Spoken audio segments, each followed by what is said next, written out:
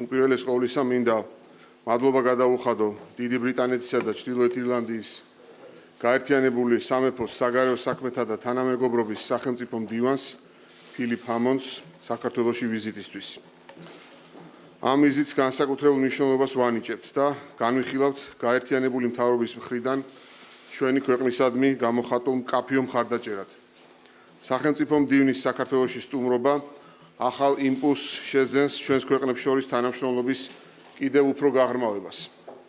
სურს მადლობა მოვახსენო გაერთიანებული სამეფოს მთავრობას და პირადად ბატონ ჰამონდს საქართველოს ტერიტორიული მთლიანობისა და სუვერენიტეტის, ასევე ჩვენი ქვეყნის ევროპული და ევროატლანტიკური მისწრაფებების მტკიცე მხარდაჭერისათვის.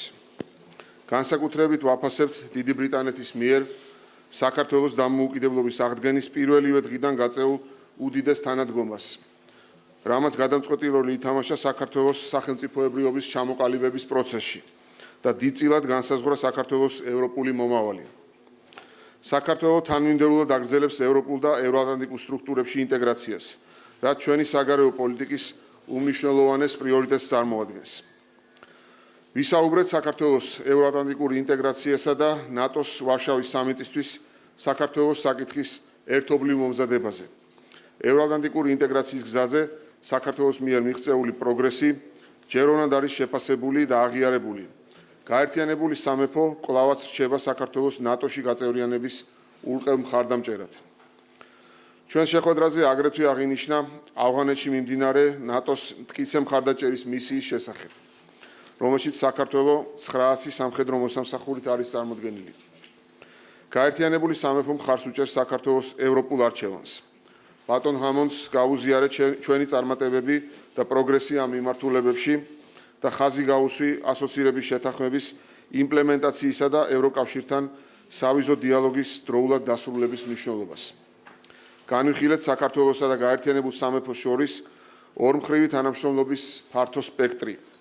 დადებითად შეფასდა თანამშრომლობის ფორმატი უორდროპის დიალოგი, რომელიც მოიცავს ქართულ-ბრიტანული თანამშრომლობის თითქმის ყველა სფეროს და პრაქტიკულად უტოლდება სტრატეგიულ თანამშრომლობას.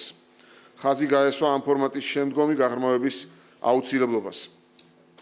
განსაკუთრებული ყურადღება გავამახვილეთ ეკონომიკური ურთიერთობების კიდევ უფრო გაღრმავების აუცილებლობაზე, საქართველოში მეტი ბრიტანული ინვესტიციის მოზიდვის მნიშვნელობაზე, სოფლის მეურნეობის, ტურიზმის სფეროებში არსებულ თანამშრომლობასა და სამომავლო პერსპექტივებზე. 2015 წლის მონაცემებით გაერთიანებული სამეფოს სიდიდით მეორე ინვესტორია საქართველოში, რაც მეტყველებს საქართველოს როგორც გაერთიანებული სამეფოსთვის სანდო პარტნიორის იმიჯზე. უმსხვილესი ბრიტანული კომპანია ბრიტიშ პეტროლიუმი უკვე 20 წელია მოღვაწეობს საქართველოში და დარწმუნებული ვარ, ეს თანამშრომლობა კიდევ უფრო გაღრმავდება. მსოფლიოსა და ჩვენს რეგიონში დღეს არსებული გამოწვევების გათვალისწინებით ვისაუბრეთ უსაფრთხოების საკითხებზე, მათ შორის საქართველოს ოკუპირებულ ტერიტორიებზე არსებულ ვითარებაზე. ჩვენ ერთხმად დავგმეთ ტერორიზმის ნებისმიერი გამოვლინება, რაც სასტიკ დანაშაულს წარმოადგენს კაცობრიობის წინაშე და ხაზგასმით აღვნიშნეთ მსოფლიოში მშვიდობის წინააღმდეგ მიმართული ქმედებების ერთობლივი ბრძოლის მნიშვნელობა.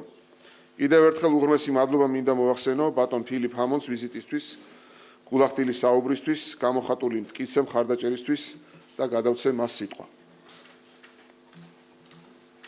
Well, thank you, Prime Minister. I'm delighted to be here visiting Georgia today and grateful to you for your hospitality to me and my delegation. The UK is committed to Georgia as a valued international security partner and regional democratic role model. We're committed to Georgia's independence and its territorial integrity. The UK and Georgia enjoy a long history of close bilateral relations, dating back to the days of Oliver Wardrop, the UK's first commissioner to the Trans-Caucasus, in whose honour we've now named the annual bilateral dialogue that we have between the UK and Georgia, and the second round of which I had the pleasure of first meeting Prime Minister Კვირიკაშვილი in London last year. This afternoon, the Prime Minister and I will be visiting BP's South Caucasus pipeline expansion site, an excellent example of the UK's commitment to Georgia and the region, and of its confidence in Georgia and Azerbaijan as commercial partners. We welcome the regional cooperation involved in realising this project and the contribution made by British engineers and project managers. Through the South Caucasus pipeline expansion and the Shah Deniz 2 project, BP and its partners are investing £20 billion in the region and supporting nearly 3,000 jobs in Georgia. Georgia has made significant progress in implementing a rigorous programme of economic and political reform. It is rightly recognised as one of the easiest countries in the world in which to do business and has developed an impressive record on tackling corruption.